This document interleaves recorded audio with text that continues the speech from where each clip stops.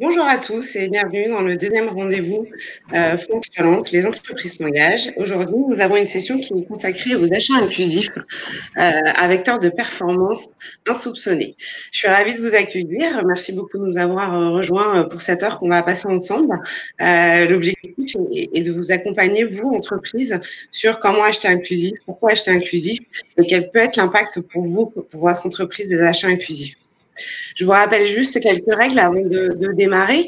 Vous pouvez évidemment tous échanger dans l'onglet chat, échanger des contacts, votre expérience, partager des liens.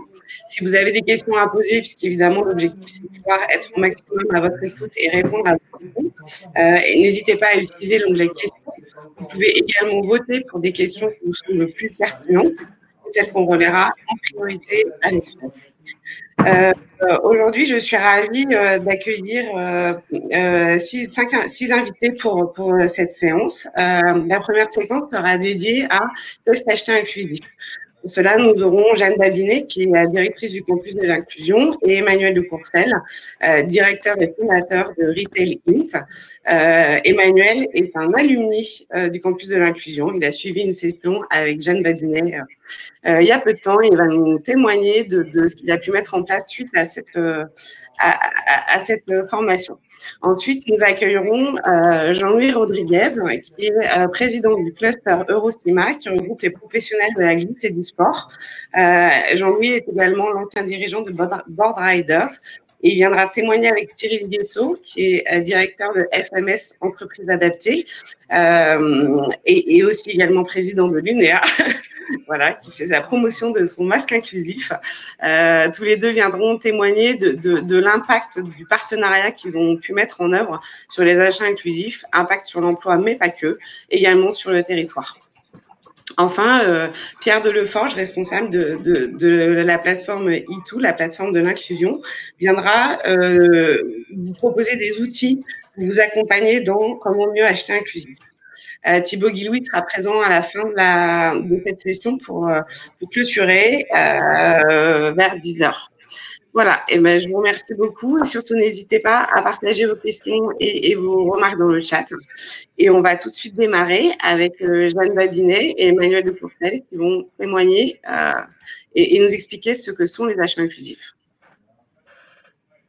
Bonjour à tous, vous m'entendez bien? Oui. Bon, merci d'être là. Je suis ravie de partager avec vous ce moment autour de l'achat inclusif. Avant de commencer, je vous dis un mot sur le campus de l'inclusion. C'est une association qui a pour mission de permettre à des gens fragiles et éloignés de l'emploi de retrouver une place dans la société par le travail. Et comment est-ce qu'on aide ces personnes fragiles ou exclues? Eh bien, on a décidé de travailler avec des dirigeants d'entreprise et de créer un programme d'accompagnement pour les aider à développer des actions plus inclusives dans leur entreprise, des actions autour de 4 leviers, donc autour du recrutement inclusif, autour du partage inclusif, mais aussi de l'innovation inclusive. Et enfin, le 4e levier, c'est celui qui nous intéresse aujourd'hui, c'est acheter inclusif. Donc, une petite question pour te mettre en jambe. Ce matin, vous avez bu un café. Et la question que je vous pose à chacun d'entre vous, c'est est-ce que ce café était inclusif? Du coup, comme c'est aussi la semaine européenne de l'emploi des personnes, des travailleurs en situation de handicap, voilà, je parle du café parce que tout le monde prend son café le matin et ne réfléchit pas forcément à cette petite action. Ce café ou thé d'ailleurs, et par exemple le café joyeux, c'est des restaurants qui permettent à des personnes que vous devez connaître sans doute, à des personnes en situation de handicap de travailler, mais c'est aussi en ligne, vous pouvez commander des capsules, des cafés en grains, moulus, etc. L'objectif n'est pas de forcément rentrer trop dans le détail de cette initiative, mais simplement pour vous dire que en fait, on fait beaucoup d'achats et même en commençant sa journée, on pourrait penser à un achat inclusif. Donc maintenant, l'objectif, c'est plus de parler des entreprises et comment, dans mon entreprise, je peux mettre en place des achats inclusifs. Commençons avec la définition. Un achat inclusif, c'est l'ensemble des achats qui prennent en compte des critères d'inclusion des publics éloignés de l'emploi. Bon, en gros, c'est une définition simplissime, c'est un achat qui permet d'inclure des personnes. Il y a un chiffre qui est assez étonnant, je ne sais pas si vous le saviez, c'est qu'en moyenne, on dit que les achats d'une entreprise représentent 50% du chiffre d'affaires. Bon, c'est un chiffre qui veut tout dire et rien dire, parce qu'en fonction de si vous êtes une entreprise de service ou si vous êtes une entreprise du BTP, vous n'avez pas les mêmes achats, bien sûr. Mais ce chiffre-là de 50%, il veut nous montrer qu'en fait, acheter inclusif, c'est quand même un levier puissant parce qu'en fait, on fait quand même beaucoup d'achats. L'idée, c'est que vous pouvez faire une différence en tant que dirigeant d'entreprise. Alors maintenant, on va passer au volet concret. Comment je peux agir demain dans mon entreprise et dans vos entreprises? Comment vous pouvez du coup avoir des achats plus inclusifs? Il y a 4 grandes pistes. C'est très simple, hein, c'est pas sorcier. Il y a 4 grandes pistes. La première piste, c'est de partir de vos achats. Vous analysez vos achats. Les achats, si vous n'avez pas une liste de prestataires, vous regardez par exemple vos factures à la fin du mois et vous voyez est-ce que certains prestataires peuvent être remplacés par des prestataires inclusifs. Et du coup, pour ça, il faut identifier ces nouveaux prestataires inclusifs. Donc, c'est l'ensemble des entreprises adaptées, des ESAT, des entreprises d'insertion. Vous pouvez trouver les annuaires voilà, sur les sites de l'UNEA, l'Union nationale des entreprises adaptées, site de la Fédération des entreprises d'insertion. Je ne peux pas être exhaustive parce qu'il y a beaucoup d'annuaires, mais vous pouvez retrouver toutes ces adresses et ces contacts d'entreprises inclusives. La deuxième piste, c'est vous avez déjà vos partenaires et vos fournisseurs existants avec qui vous achetez et avec qui ça se passe très bien et vous voulez les impliquer dans des achats plus inclusifs. L'idée, du coup, c'est de parler avec eux et d'essayer de les engager avec vous dans une démarche inclusive. Et une des idées assez faciles à mettre en œuvre, c'est par exemple pour vos appels d'offres, vos appels d'offres privés. Donc, s'il y en a une, par exemple, l'année prochaine qui va arriver à expiration, vous pouvez rajouter des clauses sociales dans vos appels d'offres privés. Donc, vous demandez à votre prestataire, lui, d'agir et de permettre à des personnes éloignées de l'emploi de travailler dans sa structure pour votre prestation. Ça, c'est la deuxième piste. La troisième, c'est une piste un peu plus prospective. Donc, vous ne partez pas de vos achats existants, mais vous partez de votre territoire. Et c'est ça qui est intéressant, c'est que vous faites un 2 en 1. Non seulement c'est inclusif, mais en plus, c'est du local. Donc là, vous allez regarder sur votre région quelles sont les entreprises sociales inclusives qui sont présentes. Vous les rencontrez et vous imaginez un nouveau partenariat. Parfois, il y a des choses que vous faites en interne, du packing, du dispatch, etc. Finalement, c'est des activités que vous pourriez confier et externaliser et ça peut valoir le coup de travailler avec une de ces entreprises-là et en plus, du coup, vous renforcez votre ancrage local. Donc, encore une fois, pour cette piste-là, la prospective, il faut bien connaître les acteurs inclusifs de son territoire. Et enfin, la quatrième piste, je dirais, c'est vos achats ponctuels. Parce que parfois, les dirigeants me disaient, j'ai pas énormément d'achats, en fait, dans mon secteur d'activité. Je vais pas acheter, par exemple, des entreprises de conseil. Vous achetez pas beaucoup, mais vous faites, j'imagine, quand même des événements.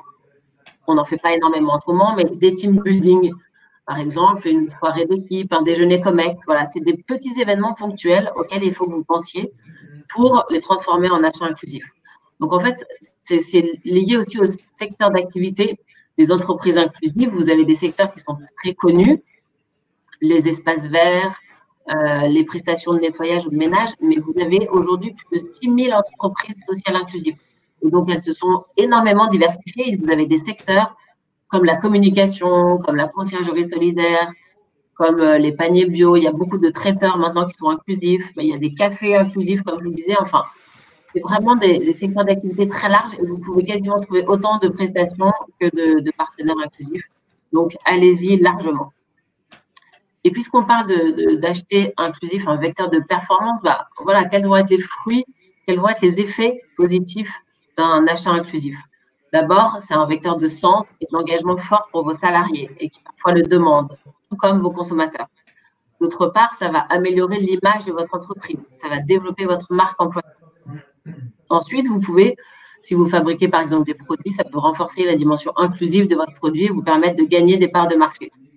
Et enfin, vous pouvez renforcer, comme je vous le disais tout à l'heure, votre ancrage local. En face de ces vecteurs, j'essaie d'être extrêmement concise parce que 5 minutes, c'est pas facile. Donc, je voudrais simplement conclure en vous disant que finalement, il y a un chemin, c'est vraiment un chemin de se lancer dans l'achat inclusif, à la fois d'identification de vos achats, des prestataires, des partenaires potentiels. Et puis, il faut aussi avoir envie voilà, de changer ses habitudes. Il faut être aussi disposé à venir transformer et venir perturber nos pilotes automatiques, entre guillemets. Et puis, mieux que tout, je pense, c'est de parler d'exemples. Donc, je vais prendre quelques exemples pour vous dire comment des entreprises mettent en œuvre dans leur quotidien des achats inclusifs. Donc, un grand groupe, donc par exemple Renault, achète des câblages électriques auprès d'une entreprise adaptée via la fondation Amipi. Donc, c'est un produit extrêmement technique. Donc, ce n'est pas toujours des produits de première qualification. Ensuite, il y a la PME qui est bien connue, Veja. Je ne vois pas vos baskets, mais peut-être certains d'entre vous en ont aujourd'hui. Ils sous-traitent l'ensemble de leur logistique et l'activité e-commerce du site internet de Veja à une entreprise sociale inclusive qui s'appelle Ateliers sans frontières. Et puis enfin, on va vous parler ce matin d'une plus petite entreprise et je passe la parole à Emmanuel. Bonjour à tous, je m'appelle Emmanuel de Courcelles, je suis le fondateur et dirigeant d'une petite entreprise qui s'appelle Retail Int, qui développe des modèles mathématiques et des algorithmes pour des entreprises, des enseignes de mode, de beauté, de bijouterie et autres. C'est une petite entreprise, on est moins de 10 et on a des profils scientifiques, pas mal de développeurs, de data scientists. Et sur le plan commercial, on est 3 à avoir un rôle en vendant des produits essentiellement de direction générale. Je précise ça parce que ça aura un impact sur la suite. À titre personnel, moi, je suis assez engagé depuis assez longtemps sur des projets sociaux et socio-économiques. Je suis administrateur d'une grosse association d'insertion par le sport depuis une vingtaine d'années. Et j'ai cofondé un fonds d'investissement qu'on appelle d'Impact Investing. On investit dans des boîtes qui ont un modèle économique, mais avec un très fort impact social et environnemental. Ces aspects personnels, enfin mon activité sociale me prend à peu près 20% de mon temps, donc c'est quelque chose de relativement conséquent. Et de manière assez bizarre, en fait, ça fait 10 ans que je suis très impliqué à titre personnel sur des sujets d'inclusion, mais mon entreprise, pas du tout. Et je me suis très longtemps dit qu'en fait, ce n'était pas possible parce que, vu les profils que je recrutais, vu les interactions que j'avais avec mes clients, je ne pouvais pas mener de front une politique inclusive et mon développement. Et donc, j'ai réalisé que c'était quand même un tout petit peu incohérent. Et j'ai fait pour ça le campus de l'inclusion, la masterclass, pour essayer de trouver des idées de pratiques inclusives que je pourrais adapter à mon entreprise. Et ma grande surprise, c'était de constater qu'en fait, il y avait plein de leviers très, très simples à mettre en œuvre. Donc, on a mis en place toute une série de choses. Je vais juste vous parler d'une chose qui est vraiment extrêmement simple. À l'époque où j'ai fait la masterclass, on cherchait un prestataire pour le ménage et l'entretien. On s'est dit qu'on allait prendre une entreprise d'insertion. J'ai envoyé, donc le campus met à disposition un annuaire. J'ai envoyé 2 mails un jour. Le soir même, j'avais 2 réponses. Le lendemain, j'avais 2 devis. Les 2 devis étaient hyper compétitifs, quasi le même prix, voire moins cher qu'une entreprise classique. On a sélectionné une boîte qui s'appelle Pro Insert. Le service est excellent. On a des jeunes femmes qui viennent toutes les semaines, qui sont très motivées pour travailler, qui travaillent hyper bien. On a beaucoup d'échanges avec elles. C'est hyper agréable en fait de les voir venir et travailler avec elles. Elles sont très motivées, très enthousiastes. Elles ont beaucoup d'énergie. Et pour moi, la cerise sur le gâteau, comme Jeanne l'a expliqué juste avant, mais qui est pour moi qui est fondamentale, je me suis dit, bon, c'est une micro-initiative, tout le monde s'en fiche. En fait, nos équipes ont été très touchées. Elles ont trouvé que c'est une super démarche. Elles ont complètement adhéré. Et ça a très fortement renforcé la fierté d'appartenance à l'entreprise. On parle juste d'une pression de ménage. C'est quelque chose de très simple. Donc, je me suis dit, en fait, ça fait maintenant 6 mois qu'on l'a mis en œuvre. La question que je me pose, c'est pourquoi on ne l'a pas fait avant. C'est hyper simple. Pas de surcoût, voire presque une économie. Et derrière, un impact interne plus inclusif qui est très, très, très important. Donc, j'encourage vraiment tout le monde à le faire parce que c'est vraiment très simple. Et nous, fort de ça, on est en train, comme Jeanne l'a expliqué, de réfléchir à tous nos achats pour voir comment on peut basculer d'autres catégories de manière plus inclusive. Merci Emmanuel et merci Jeanne pour votre témoignage. Mais bon, bravo Emmanuel pour la démarche que vous avez entreprise. Comme quoi, en faisant un petit pas de côté et en essayant de regarder les choses différemment, finalement, on peut faire beaucoup pour être plus inclusif. Si vous souhaitez plus d'informations sur le campus de l'inclusion, on a partagé les contacts dans le chat. Les masterclass sont organisées très régulièrement dans les différentes régions de France. N'hésitez pas à vous inscrire pour être inspiré. Merci à vous. Un autre binôme pour nous inspirer, Jean-Louis Rodriguez et Cyril Guesseau.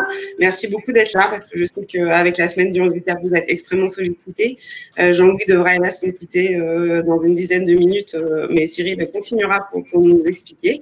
Donc, est-ce que vous pouvez nous témoigner de l'impact de la collaboration que vous avez mis en place dans les Landes, dans le domaine de du surf et de la glisse? Merci Armelle et merci de me permettre de témoigner sur ce sujet très important. En effet, je suis le président d'un cluster lié au sport de glisse. On représente approximativement 220 entreprises liées à nos sports et liées à la nature. Le siège est dans le sud-ouest de la France et de manière concomitante, j'étais directeur général d'une entreprise qui s'appelle Billabong, donc l'un des leaders de l'industrie.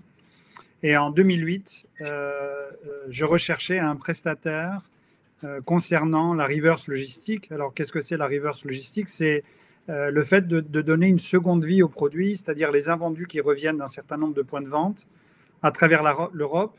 Et mes équipes souhaitaient avoir une entreprise extrêmement efficace, qualitativement et quantitativement.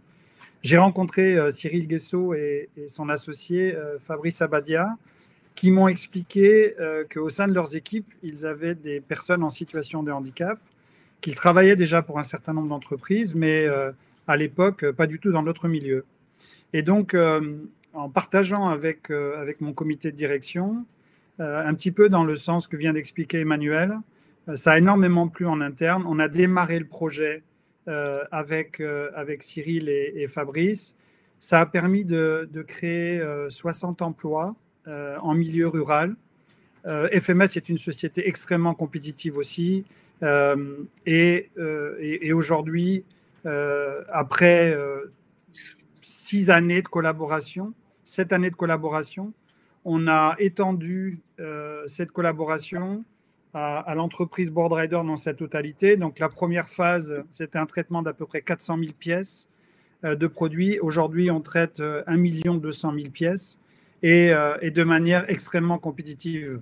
Pour vous donner un ordre d'idée, il y avait aussi d'autres acteurs du monde de la logistique et FMS est apparu être un concurrent très sérieux pour eux, puisque non seulement on a pu mettre en place cette opération, mais aujourd'hui, on est en train aussi avec Cyril d'approcher d'autres groupes de la filière qui sont intéressés par l'approche et qui vont permettre probablement d'avoir une extension de ce nombre d'emplois, puisque si ma mémoire est bonne, Cyril, tu vas partager, mais je crois qu'aujourd'hui, FMS compte 300 salariés et que ça ne va pas s'arrêter là. Alors, comme Emmanuel, ce que je peux témoigner, c'est que d'une part, en interne, au sein de l'entreprise, ça a énormément plu.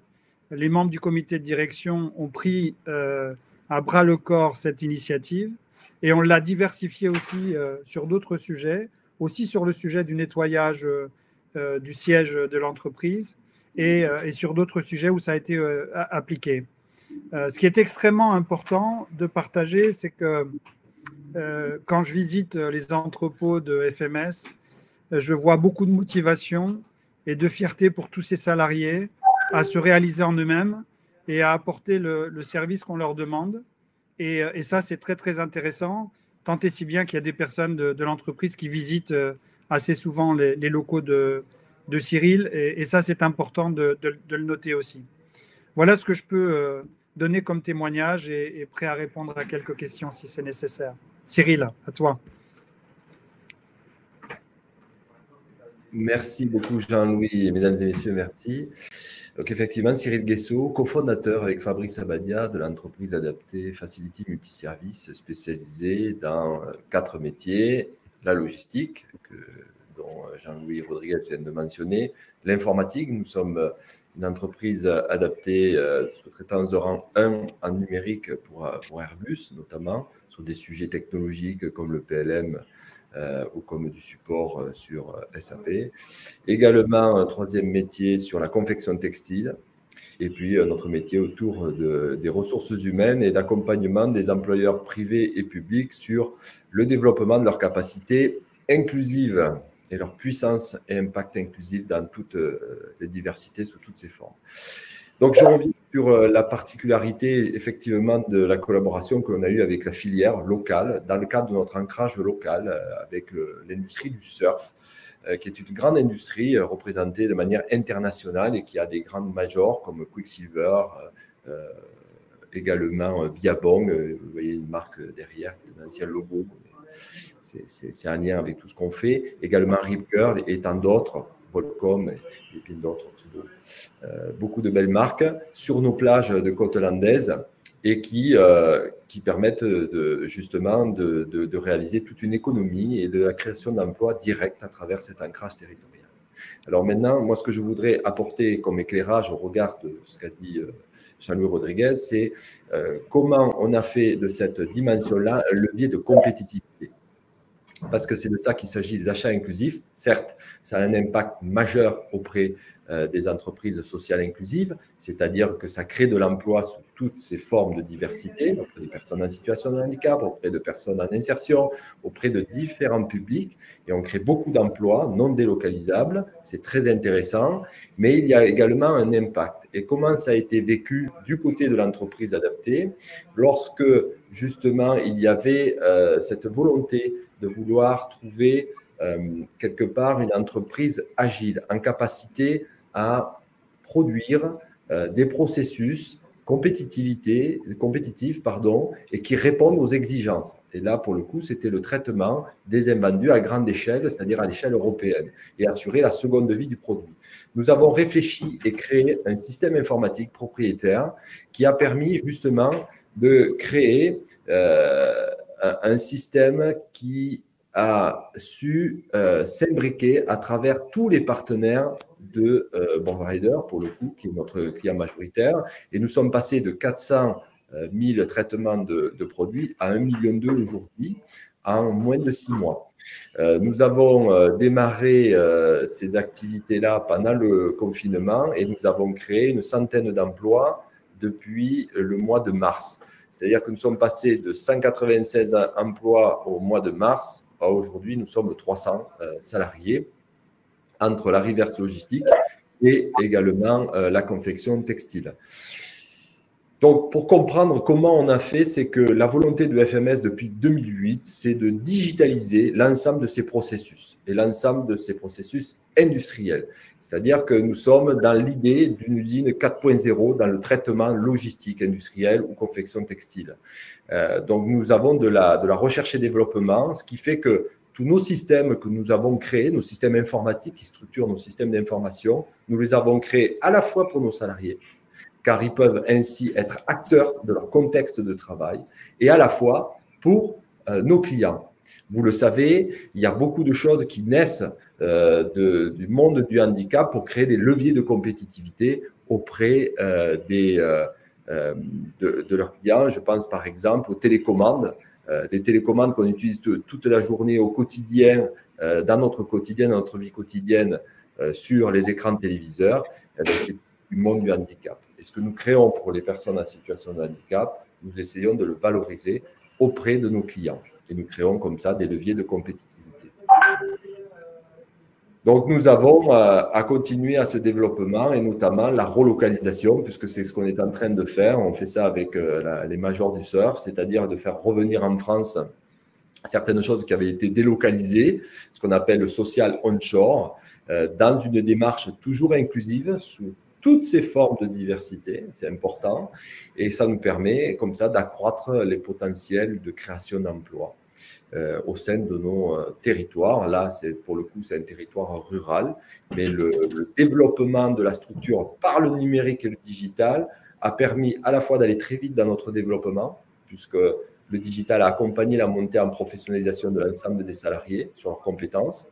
Ça nous a permis de nous complètement intégré dans un système d'information étendu avec nos clients, nos alliés, nos prestataires et nos fournisseurs pour créer une solution dynamique internationale qui nous permet aujourd'hui de gérer des millions et des millions d'articles, si tant est qu'on a acheté un bâtiment de plus de 7500 mètres carrés pendant la période pour pouvoir justement stocker et traiter l'ensemble de ces produits de manière industrielle.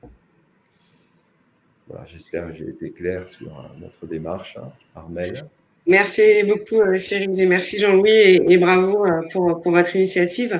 Vous montrez aussi par cet exemple la capacité des entreprises sociales inclusives à se mobiliser rapidement, à réinventer pour répondre à des besoins du secteur privé. Comme tu l'as expliqué Cyril, et Jean-Louis l'a aussi mis en avant, ce qui est fondamental, c'est quand on achète inclusif, ça ne veut pas dire qu'on achète plus cher ou de moins bonne qualité. Acheter inclusif, c'est aussi acheter compétitif, tout en ayant un impact sur les emplois, sur son territoire, et en plus en réduisant son empreinte carbone, puisqu'on reste en local. Comme Cyril l'a expliqué, tu portais un masque tout à l'heure, le masque inclusif des APF, et c'est vrai que pendant le premier confinement, alors c'était pas, le masque est arrivé après, mais vous, les entreprises sociales inclusives, vous avez démontré avec résilience votre capacité à vous mobiliser, à vous réinventer, à vous structurer extrêmement rapidement pour pouvoir monter cette filière inclusive. Plus de 100 entreprises sociales inclusives se sont réunies. Ça veut dire 2000 emplois créés derrière ça pour créer des masques et répondre à un besoin sanitaire. Tu m'expliquais dans nos échanges également, Cyril, que au-delà de votre partenariat avec Jean-Louis, le fait que vous ayez pu garder cet entrepôt dans les Landes, ça avait permis aussi à des petits entrepreneurs de pouvoir se développer sur le territoire. Oui, effectivement, la stratégie également de développement, c'est de proposer des offres de services de territoire. Donc en fait, quand les industriels du surf et de la glisse nous ont approchés, c'est à la fois pour avoir une entreprise agile en proximité, c'est-à-dire avec des débouchés. Aujourd'hui, on a développé des systèmes de veille, d'écoute et de R&D où on peut par exemple travailler aux côtés d'une entreprise industrielle du surf pour s'assurer de traiter toutes ces collections. C'est important parce qu'il faut aller très vite. Aujourd'hui, dans les effets de mode, de sportswear, outdoor et autres, il faut aller très vite. Le temps est extrêmement précieux. Et donc, il y a besoin d'agilité, il y a besoin de communication. Et en fait, ce qui se passe, c'est que ce que l'on gère au quotidien avec des publics en situation de handicap, en situation de précarité ou d'insertion, en fait, on l'a modélisé pour en faire un vecteur de compétitivité auprès de nos clients. C'est-à-dire que la capacité d'agilité que l'on a à mettre au travail, à grandir, à apprendre ensemble, on fait exactement la même chose avec nos clients. Et donc, on est capable d'avoir à la fois des innovations sociales, mais aussi technologiques. Il y a Jean-Louis ne l'a pas dit, mais en fait, on a réduit vis-à-vis de concurrents de très haut niveau en logistique, on a divisé les coûts par deux.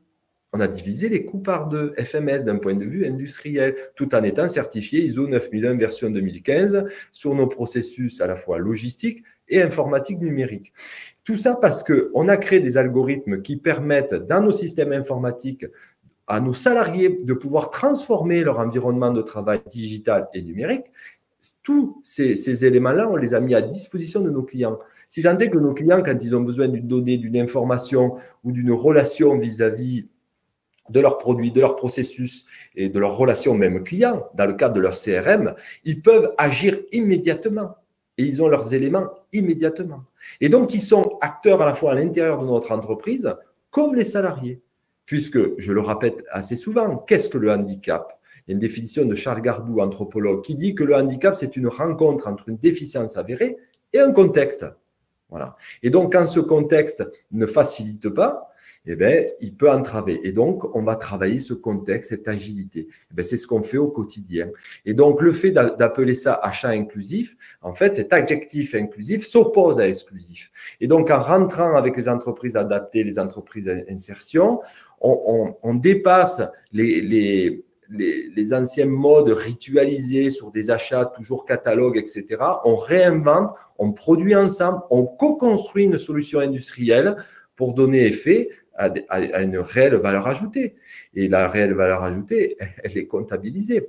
Et les Américains de Boardrider, pour le coup, quand ils ont vu en pied de colonne le niveau de baisse, évidemment, ils ont réalisé cet impact avec nous qui a servi tous les autres industriels de la zone. Et donc, aujourd'hui, on est une offre de services territoriale, agile, de proximité. Merci Cyril et bravo encore pour tout ce que vous faites sur votre territoire pour les personnes en situation de handicap, mais pour tous les acteurs et toute la création d'emplois que vous générez bien au-delà de FMS. Je vais maintenant appeler sur scène Pierre Deleforge parce que certains d'entre vous se demandent peut-être comment acheter inclusif. Jeanne nous a donné tout à l'heure quelques pistes. Bienvenue Pierre, bonjour. Bonjour. La plateforme de l'inclusion est en train de développer une place de marché pour faciliter la mise en contact avec l'offre de services et la demande. Du coup, Pierre, je te laisse présenter la place de marché de l'inclusion. Merci Armelle.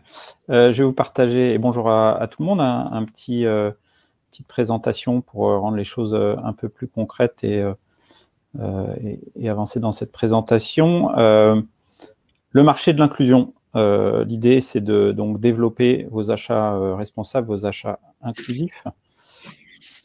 Notre mission, c'est faciliter justement les achats professionnels inclusifs, donner plus de visibilité aux prestataires inclusifs, aux entreprises sociales inclusives, et plus d'outils pour les acheteurs qui veulent se lancer dans cette démarche. Pour commencer, un petit sondage que vous allez pouvoir trouver dans le petit onglet sondage. Si vous pouvez y répondre, ça serait intéressant pour nous de savoir si vous trouvez que c'est compliqué d'acheter inclusif. Et puis également, n'hésitez pas à partager vos expériences dans le chat sur les réussites ou parfois les difficultés que vous avez pu ressentir dans cette démarche d'achat inclusif. Qu'est-ce que c'est que le marché de l'inclusion ? C'est tout d'abord une réponse pour vos achats, une réponse de qualité sur des besoins de services, des besoins de main-d'œuvre temporaire, ou parfois des besoins de répondre à des clauses sociales attachées à des marchés publics. Sur le marché de l'inclusion, on va trouver des fournisseurs 100% responsables, 100% inclusifs. Et vous allez pouvoir donc contribuer à l'emploi durable de personnes en situation de handicap ou de personnes éloignées du marché du travail en faisant appel à ces prestataires. Ce sont des prestataires également locaux, comme on a pu déjà le partager un peu plus tôt avec les autres intervenants dans ce webinaire. Comment ça se passe ?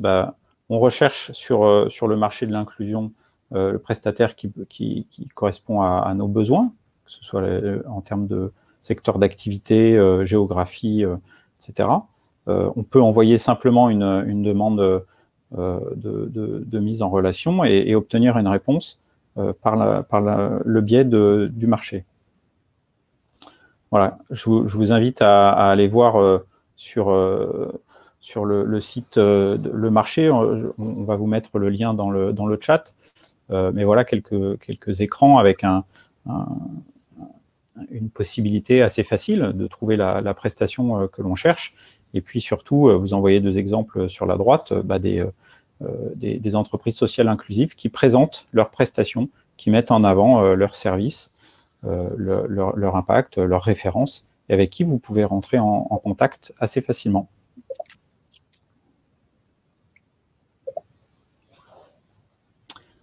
Qui sommes-nous ? Comment on travaille là-dessus ? Nous sommes un service appuyé par l'État, comme on dit, une start-up d'État incubée par le service numérique de l'État, l'incubateur des services numériques de l'État, est porté par le ministère du Travail, notamment le Haut Commissariat à l'emploi et à l'engagement des entreprises, mais également la DGEFP, et donc accompagné par la direction interministérielle du numérique.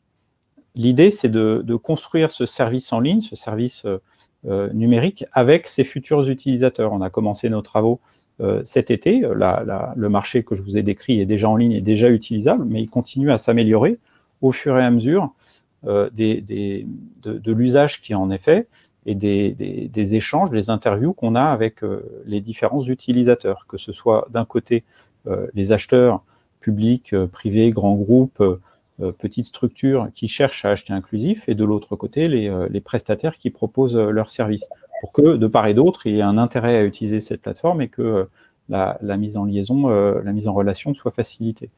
Nous sommes des équipes pilotées par la finalité, donc on ne répond pas à une commande donnée, mais on est vraiment focus sur l'impact que l'on a. Est-ce qu'on réussit à atteindre les objectifs qu'on s'est fixés, en l'occurrence faciliter l'achat inclusif et démultiplier les mises en relation. On s'appuie sur l'amélioration continue pour, au fur et à mesure, améliorer cet outil, améliorer notre offre de service. C'est la démarche de toutes les startups d'État, démarche d'agilité et de mesures d'impact continu. Aujourd'hui, on intervient sur 3 régions en particulier, donc le Grand Est, les Hauts-de-France et l'Île-de-France. Ce territoire d'expérimentation nous permet de faire nos premiers travaux et de construire, d'améliorer au fur et à mesure l'outil qui sera déployé dans toutes les régions ensuite en 2021. Et donc, ce qui nous intéresse, c'est comment vous pouvez participer à ça. Une première chose, allez voir donc ce service en ligne, lemarché.inclusion.beta.gouv.fr, et vous découvrirez donc des prestataires inclusifs. Et puis participer aussi avec nous un peu à cette expérimentation en nous faisant part de vos besoins, de vos difficultés. Donc un lien que vous retrouverez également dans le chat pour répondre à des questions et mieux comprendre vos besoins, mieux comprendre vos difficultés et co-construire avec vous ce service. Voilà, et une petite adresse email pour nous contacter si vous le souhaitez. Merci beaucoup Pierre et bravo pour ce travail. Je trouve que l'approche que vous développez avec ITOO de co-construire avec les bénéficiaires directs, c'est-à-dire les entreprises, est particulièrement intéressante. Entreprises, je vous conseille vraiment de vous connecter à cette plateforme et d'échanger, de ne pas hésiter à échanger pour expliquer vos freins. Toute l'équipe de la plateforme s'engage derrière à travailler au mieux pour pouvoir les lever et être à votre écoute. Alors, j'ai des questions chat, Pierre. Est-ce que la plateforme va être ouverte à toutes les régions?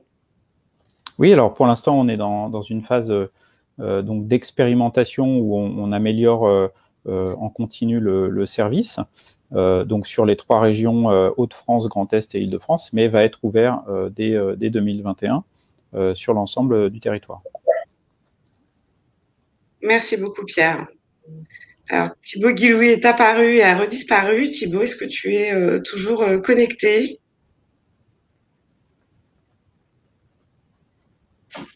Thibaut a dû repartir, il va revenir tout à l'heure. Est-ce que vous avez des questions à relayer à nos intervenants, Jeanne, Emmanuel et Cyril? Vous pouvez revenir sur scène. Quel point vous souhaiteriez évoquer avec eux?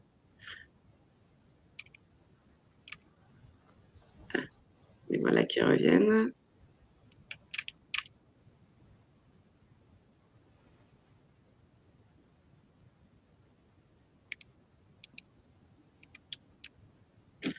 Thibaut n'est toujours pas revenu. Thibaut est en train de revenir pour son intervention. Moi, ce qui m'a frappé dans chacune de vos interventions, je vais reprendre le mot que tu as utilisé, Cyril, c'est l'agilité. L'agilité dans la capacité, Emmanuel, à faire un pas de côté et de ne pas se freiner soi-même en se disant non, c'est pas pour moi, c'est pas pour mon entreprise. L'agilité, Cyril en a parlé dans les partenariats et la création d'activités sur le territoire, et aussi Pierre, l'agilité dans la manière de concevoir un outil qui réponde le plus possible aux besoins des entreprises. Et du coup, je vais relayer une question de Laurence. Est-ce que vous sentez des réticences auprès de certaines entreprises à acheter inclusif? Et comment vous pourriez lever ces réticences? peut-être Cyril ou Pierre. Des réticences, pardon, rapidement, je pense qu'il y a surtout une crainte et une méconnaissance en fait de quelque chose de nouveau et de se dire mais comment je vais m'y prendre, et puis je pense que c'est plus des craintes ou des questionnements que des réticences qu'on peut constater. Après, les difficultés aussi qu'il faut qu'on arrive à lever tous ensemble, je pense, peuvent être de 3 ordres. En fait, c'est d'une part comprendre un peu tout le contexte réglementaire ou répondre aux questions qui peuvent se poser auprès des acheteurs. Parfois, ils se disent mais ça va être compliqué administrativement, réglementairement, et puis c'est quoi l'achat inclusif, et puis à quoi ça sert, et puis est-ce que c'est vraiment inclusif. Donc, il y a tout un accompagnement et une formation à proposer, et c'est ce que fait très bien le campus de l'inclusion. Il faut identifier les prestataires inclusifs quand on est prêt à se lancer. C'est ce qu'on essaye de faire au niveau du marché de l'inclusion. Et également, je pense que ça nécessite un accompagnement local, et beaucoup d'acteurs sont aussi là au niveau local pour accompagner justement les démarches d'achat inclusif. Donc, c'est la combinaison de ces trois actions, je pense, qui vont permettre de lever ces difficultés. Si, Armel, excuse-moi, je voudrais en profiter justement pour compléter ce propos qui est tout à fait pertinent, pour ajouter une autre chose. C'est que parfois, nous avons des très grands donneurs d'ordre qui ont des très, très gros marchés. Et quand ils s'adressent, par exemple, à des entreprises sociales inclusives, ils ont d'abord la vision d'une faible capacité de notre part à réagir sur des grands marchés d'envergure, notamment industriels, que ce soit avec l'automobile, que ce soit avec le numérique. Aujourd'hui, avec l'effet confinement et l'urgence sanitaire, et notamment pour les masques, on a su travailler ensemble, les entreprises adaptées, les entreprises d'insertion, toute la grande famille des sociétés inclusives sociales. On a réussi, on l'a fait. On a produit plus de 2 millions de masques ensemble. Plein d'entreprises adaptées et d'entreprises d'insertion satellite. C'est magnifique, ça a marché. On a retenu tout ça, la capacité que l'on a à capitaliser, cette capacité à travailler, même en ayant des cultures différentes, mais un désir commun de créer de l'emploi et de la valeur. Et donc aujourd'hui, on crée des consortiums nationaux qu'on a mis en œuvre sur l'automobile, pour les faisceaux câblages embarqués dans les véhicules, dans le numérique, sur du support, sur du développement à très grande échelle, et également de la confection textile. Et il y a d'autres grands consortiums qui peuvent émerger.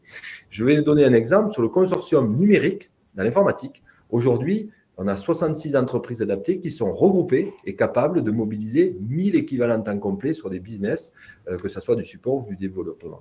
Et donc, on a cette capacité aujourd'hui à dépasser cette vision de petite entreprise dans un ancrage territorial. On est vraiment aujourd'hui très impactant avec une forte capacité de se mobiliser.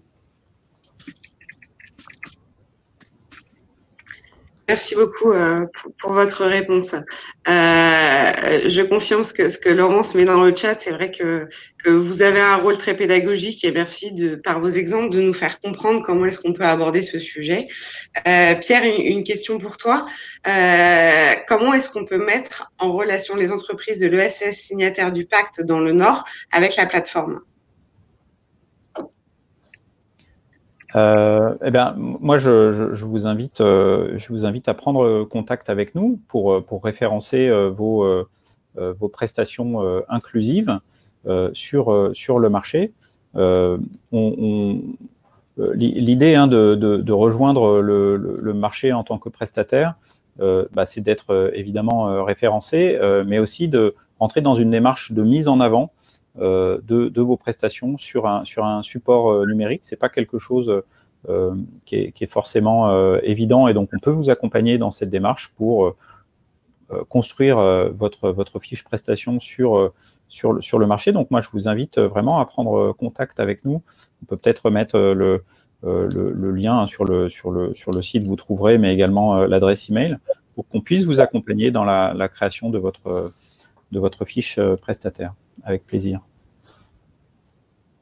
Merci beaucoup Pierre, et Sophie Garcia qui fait partie de l'équipe de Pierre a mis son mail dans le chat. Surtout n'hésitez pas à à lui écrire.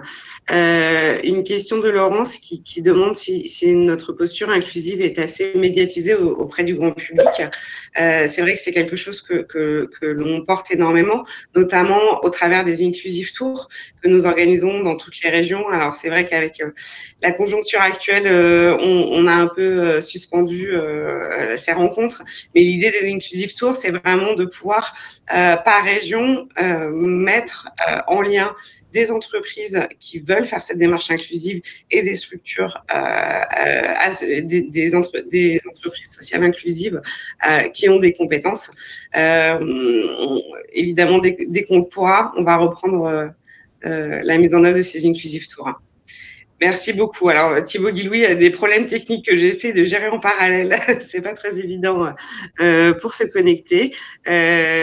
Sinon, peut-être, je fais un petit message à Nicolas pour que tu l'appelles sur ton téléphone et tu le mettes en haut-parleur en montant sur scène. Nicolas?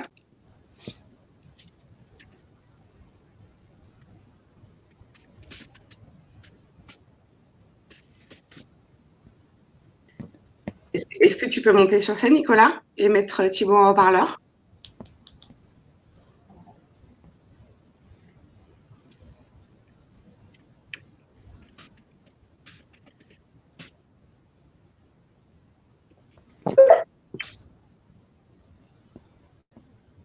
Nicolas, est-ce que tu m'entends? Nicolas est en back-office. Je suis vraiment désolée pour ces problèmes techniques. Ah, voilà. Nicolas arrive. Merci, Nicolas. Oui. Bonjour, vous m'entendez? On t'entend très bien, Nicolas. Écoutez, je vais mettre du coup Thibaut Guilouis, le haut-commissaire, directement en haut-parleur, petit problème technique. Merci beaucoup, Nicolas. Thibaut, je te laisse la parole. Thibaut, tu es en ligne.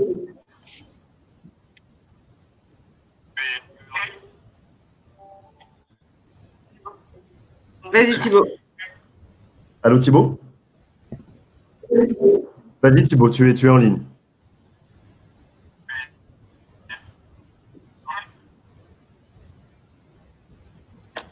Ok, bah bonjour. Désolé pour ces difficultés techniques du jour sur les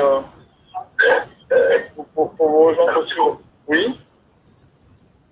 Allô? Oui, bonjour. Bah, désolé, bonjour à tous. Et puis désolé pour ces petites difficultés techniques. C'est pour vous. Ah, je vais pouvoir peut-être vous rejoindre sur scène. Je suis désolé. Pour vous rejoindre sur. Oui.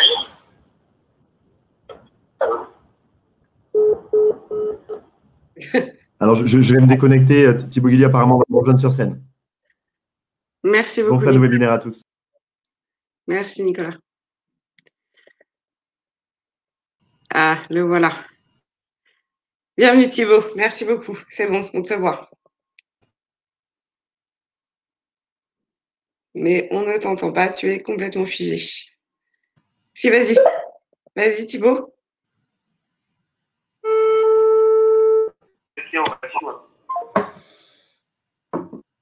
Thibaut, on t'entend, vas-y. Bon, bonjour. Bonjour, Thibaut. Bon, bah désolé, visiblement aujourd'hui c'est plus difficile de...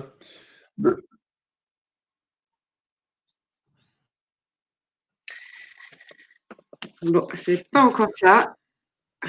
Non, c'est pas possible. C'est bon? Oui, on t'entend. C'est bon.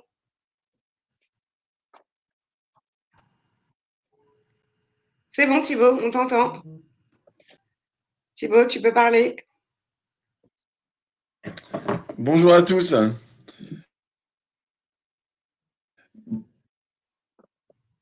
Thibaut, vas-y, tu peux conclure, on te laisse la parole.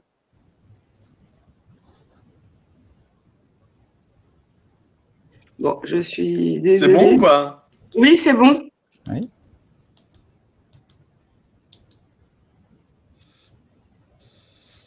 Vas-y, Thibaut, tu peux parler. Ouais.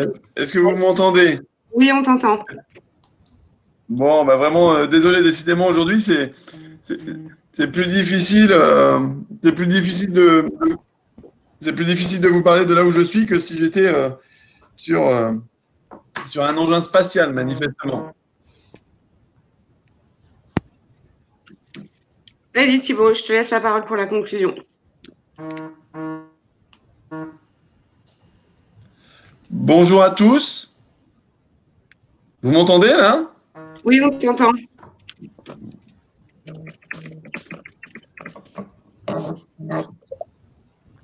Bon, c'était vraiment compliqué de pouvoir vous rejoindre, en tout cas aujourd'hui. Pourtant, ce n'est pas l'envie et la motivation.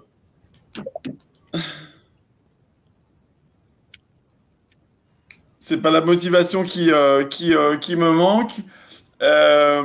J'étais justement ce matin en réunion interministérielle pour partager un petit peu nos visées sur la stratégie nationale pour développer les achats inclusifs.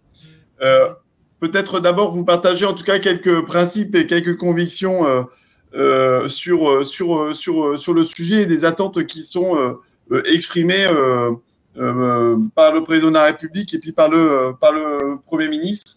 Et c'est dans ce cadre en fait que Elisabeth Borne, la ministre du Travail, nous a confié avec le Haut Commissariat le soin de développer ces achats inclusifs. La première des choses, c'est, et je pense que vous avez eu l'occasion d'échanger dessus, c'est que les achats inclusifs, pour nous, c'est de travailler à la fois sur les achats publics et puis à la fois sur les achats privés. La deuxième des choses, c'est qu'aujourd'hui, on est en plein plan de relance et qui nous semble très important dans le cadre de cette transformation et dans le cadre finalement aussi des opportunités sur un certain nombre de grands chantiers qui vont être portés par le plan de relance, de s'assurer ensemble que cela ait un maximum d'impact sur l'emploi local et sur l'emploi inclusif. Donc, je ne sais pas si vous avez évoqué certaines illustrations, mais je pense notamment aux achats dans les produits de santé, évidemment avec l'illustration des masques. Je pense aussi à tous les chantiers sur le bâtiment et sur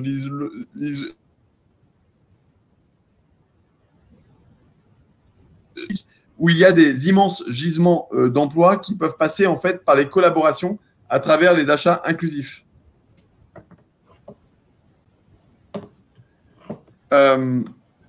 Et donc, tous ces éléments-là nous amènent à vouloir augmenter très fortement les achats inclusifs dans les mois et années qui viennent.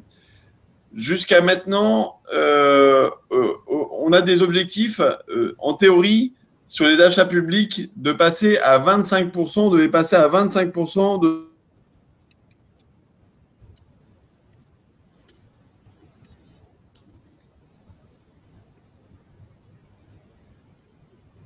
nous ne sommes pas, nous sommes à 10-12%. Et donc, c'est pour ça que nous avons proposé